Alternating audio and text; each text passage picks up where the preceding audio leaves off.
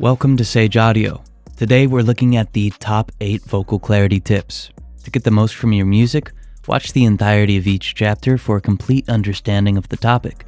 But first, if you have a mix that you need mastered, send it to us to receive a free mastered sample of it with the link in the description. Comparing multiple air shelves. Before we get started, note that these tips are in no particular order and you can add them to your chain in any way that you see fit. Air shelves are a great way to add some top end to your vocal, but it helps to know what frequencies are actually being boosted. With that in mind, let's use the Burton Curve Analyzer and observe some various air shelves on analog emulated EQs. This way we can recreate the curve with any parametric EQ. Here's the Mag EQ's air shelf. Next, let's look at the SSL shelf, and then an API emulated shelf. Let's listen to what these three can do to a vocal. Heart is under the sea, drowning for clemency, and I'm not really brave, but this is nature. I won't leave you. I thought that it would work, baby. I was sure, but you never loved me, and you leave me out. Boost 3 kHz harmonic. The harmonics of the vocal between 2 and 4 kHz play a big role in adding to the clarity. If you know the most common note being sung, you can find the exact frequency and boost it within that range. So if the most common note is A, A7 would be 3520 Hz. Now it helps to have an EQ that has a piano roll, but if you know the frequency of your root note, you can multiply it to find the right frequency. For example, I know A above middle C is 440 Hz, so I can multiply that by 2 to get 880, and again to get 1760, and then again to find 3520 Hz. Let's take a listen to this bell being boosted. Heart is under the sea, drowning for clemency, and I'm not really brave, but this is nature. I won't leave you, baby. But you never loved me, and you leave me out.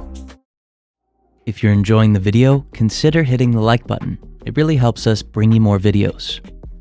Increase reverb pre-delay. This is a simple but often overlooked tip. When adding reverb, some pre-delay will preserve the transient, otherwise the reverb may make the initial consonant of the vocal unintelligible. A pre-delay of about 40 milliseconds will work well in most instances, but use a longer one if you feel that it's needed. This trick also works for other instruments like guitar and synth, so try it out on those as well if they're getting lost in the reverb. Let's take a listen to it on vocals. Heart is under the sea, drowning for clemency, and I'm not really brave, but this is nature. I won't leave you. I thought that it would work, baby. I was sure, but you never loved me, and you leave me out. Separate sibilants, then boost highs. One issue with boosting the highs of a vocal is that it'll boost the unwanted highs like your sibilants. Instead of fighting this with a de-esser, just isolate the sibilants and move it to a new track. Now you can be more aggressive with your processing without worrying. Additionally, you can adjust the level of your sibilants or add some creative processing to better control sibilants' role in your vocal's clarity. Let's take a listen to this technique being used.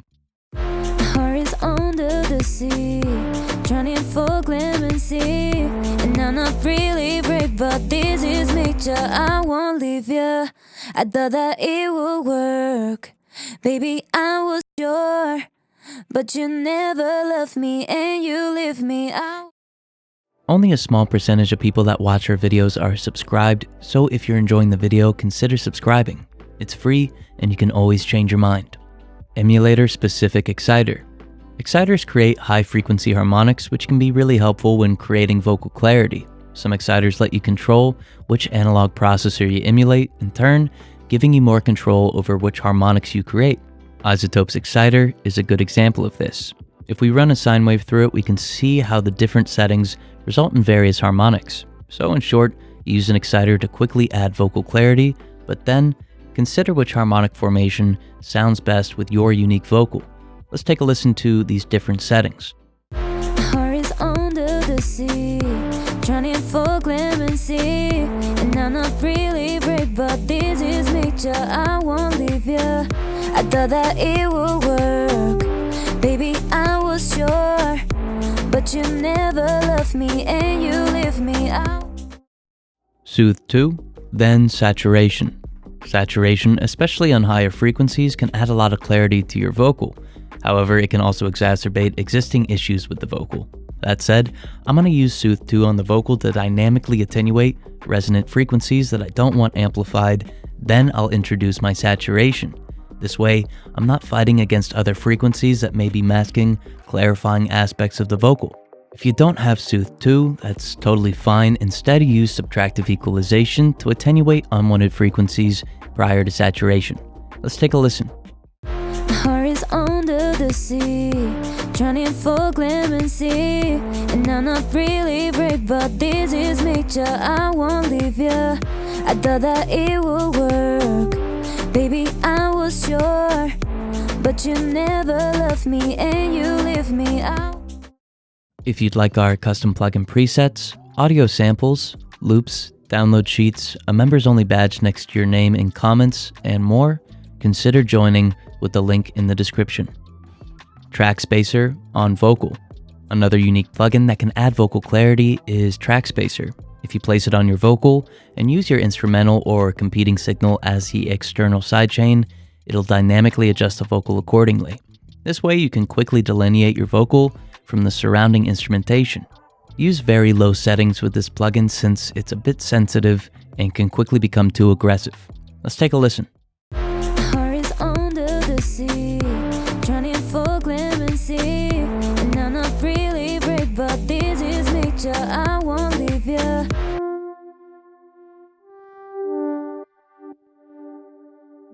But you never loved me and you leave me out. Parallel highs bass. This last tip is a great foundation for creative processing that'll increase the clarity of the vocal. In short, I'll set up a bus and send my vocal to an auxiliary track. Then I'll use an EQ to attenuate my lows with a high-pass filter. I'll ensure that the EQ is in a linear phase mode to avoid phase cancellation between my original signal and this parallel one. Now that I have my vocals highs isolated, I can increase the track's level to increase clarity, or maybe add a bright reverb or upward compression, etc. Any additive processing that you do to this parallel track will increase the clarity of your vocal, so get as creative and experimental as you want. Let's take a listen.